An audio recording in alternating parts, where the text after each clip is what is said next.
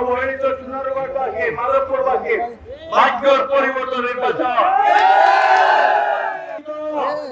গত 16 বছর আপনাদের এলাকার কোনো উন্নয়ন হয় নাই, সমাধান হয় বলে দুঃখ কষ্ট দূর করার চেষ্টা করে নাই। যারা ছিলেন, যারা নেতা ছিলেন, নেতৃত্ব ছিলেন, ভোটারবিহীন নির্বাচনে নির্বাচিত হয়ে দিনের ভোট রাত্রে নির্বাচিত হয়ে আপনাদের সমস্যা নিয়ে একবারও চিন্তা করার প্রয়োজন মনে করেন। মনে করে অবর্ণ সুযোগ আমি কথা দিতে পারি, অতীতে যেভাবে নির্বাচিত না হয়েও, এমপি মন্ত্রী না হয়েও আপনাদের এক এক সমস্যা মন্ত্রণালয়ের উন্নয়ন ত্বরান্বিত করেছি।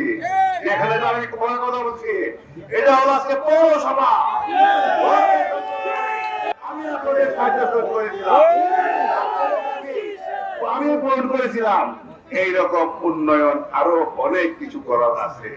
ক্ষমতার বাইরে থেকে এত উন্নয়ন করেছি, যদি ক্ষমতার একটু অংশীদার তুলিতে পারি, আপনারাই বুঝতে পারেন আপনাদের জনগণের চেহারা পরিবর্তন। আমার যুবক ভাইদের দেশে জনগণে অপরিচিত তরুণ যুবক বেকারত্ব দেখা দিচ্ছে।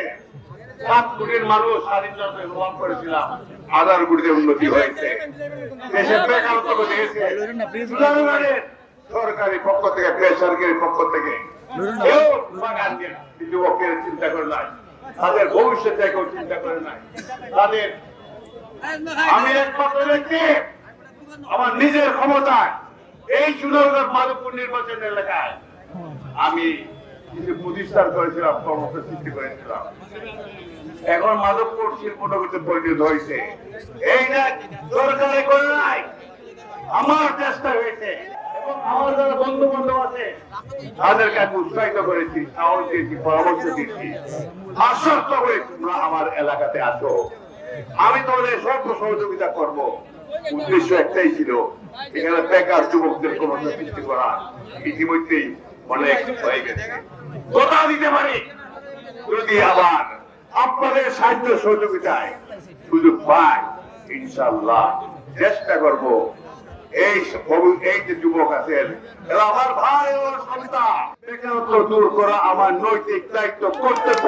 দেশটি চালানোর শ্রমিক ভাই বোনেরা, তোমরা অবহেলিত, যদিও তোমরা এই দেশের নাগরিক, তোমরা অবহেলিত।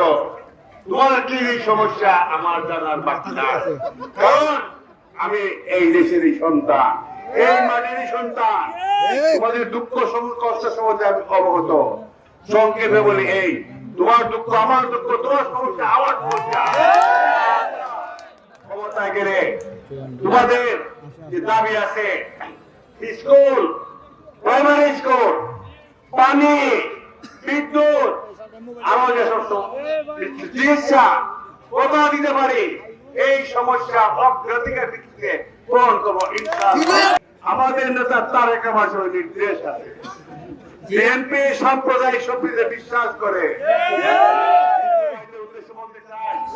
আপনারা এই দেশের সম্মানিত নাগরিক, ধর্ম যার যার, রাষ্ট্র সবার, ধর্ম পালনে আপনাদের ব্যবসা বাণিজ্যে আপনাদের সম্পদ রাখার মধ্যে কেউ বাধা দিতে পারবে না। আপনাদের উপরে কেউ জুলুম, অত্যাচার, নির্যাতন করে আমার সরকার যদি তারেক রহমান প্রধানমন্ত্রী কথা দিতে পারে, ওর ক্ষমতা নাই আপনাদের উপরে জুলুম করা।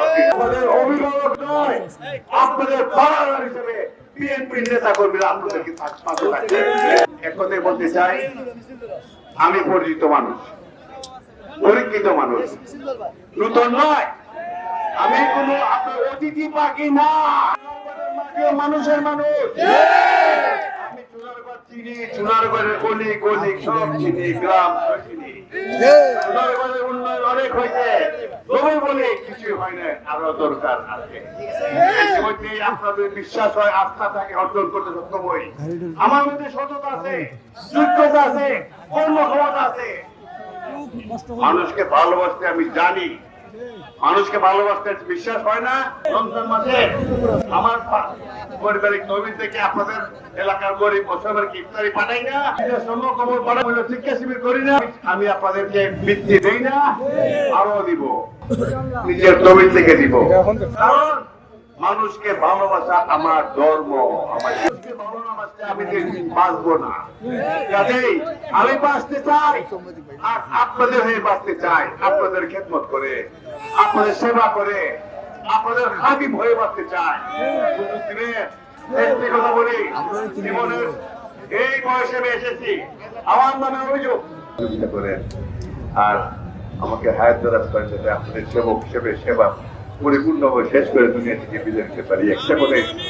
একটা কথাই বলতে চাই, আমি জীবনের মূল্যবান সময় এই চুনারগঞ্জের মাটিতে মাধবপুরের মাটি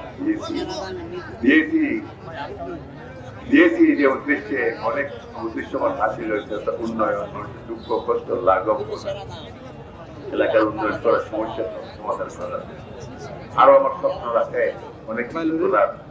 যদি আপনারা দল মত জাতি